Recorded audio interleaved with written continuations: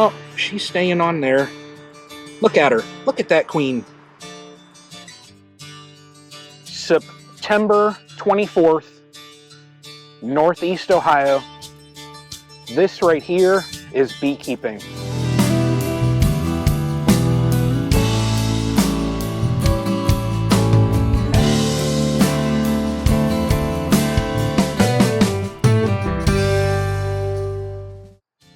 Hey everybody, welcome to Castle Hives. Brian.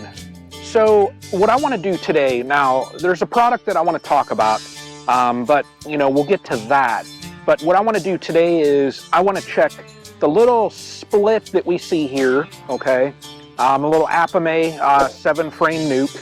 And I want to peek at a couple supers just to see what they're doing with this fall flow.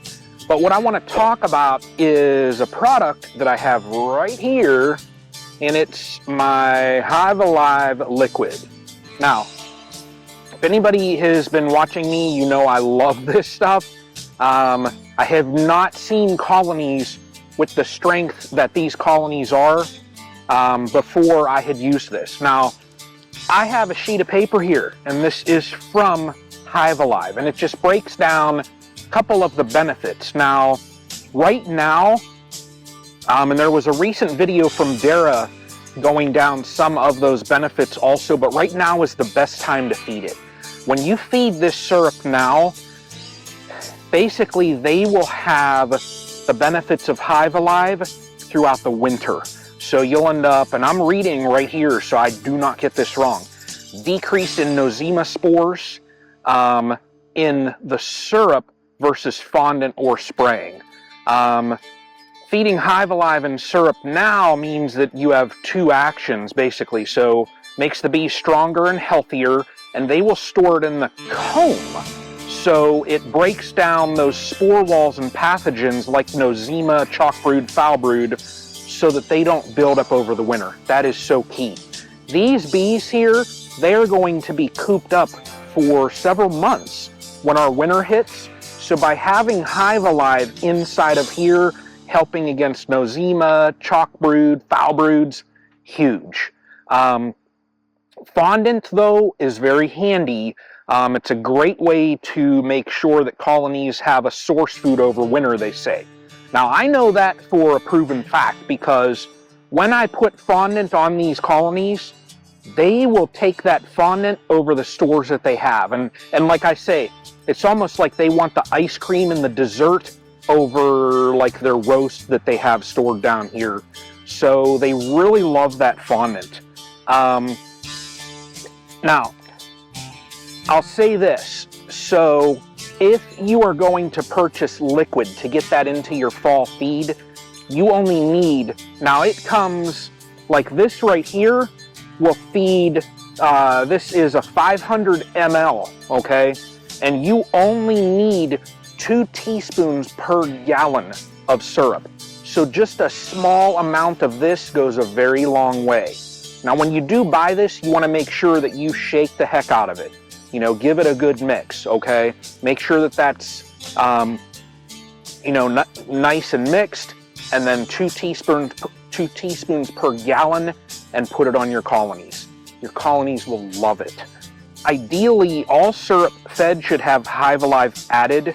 Now typically what I'll do in the fall is my colonies take about 2 or 3 gallons each. So they're getting all of those benefits throughout this colony.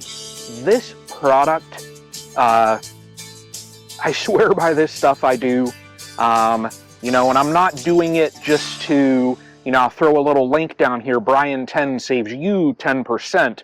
I'm not doing it to promote something that I have not tested. I've been using this stuff for 2 years now, and that's 2 years of me seeing results in these colonies. You talk about hive strength, and very chill. You see these girls here, very chill. So HiveAlive is just wonderful, okay? Now, that said, let's get to what we're here for, and let's check a couple supers, and let's check on that nuke up there. Excellent frame here, so loads of pollen on here. Nice and chill girls too. What I'm doing now is I'm looking for the queen because I've seen her in here. She's not marked, and I'm trying to mark her. I like to mark all my queens. You know, I've said before in videos, and there she is.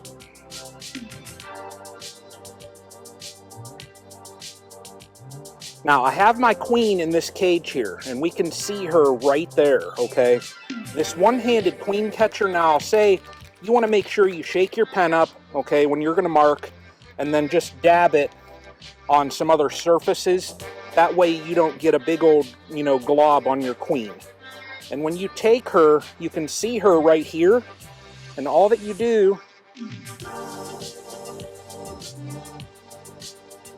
is get a good dot on her like that, and then let that dry a second, okay?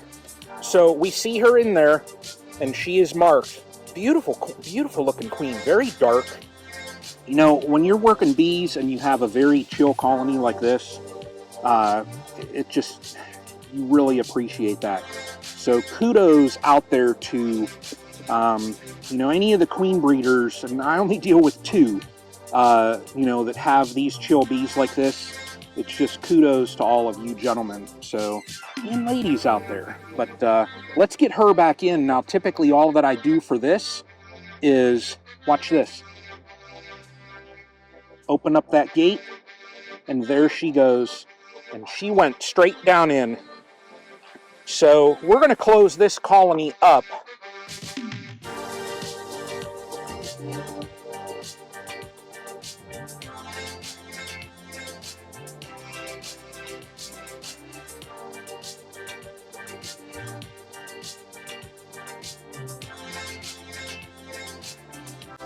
Now this one here was the last one that did not have a queen. So I want to see what they're doing. There's a little bit of weight there.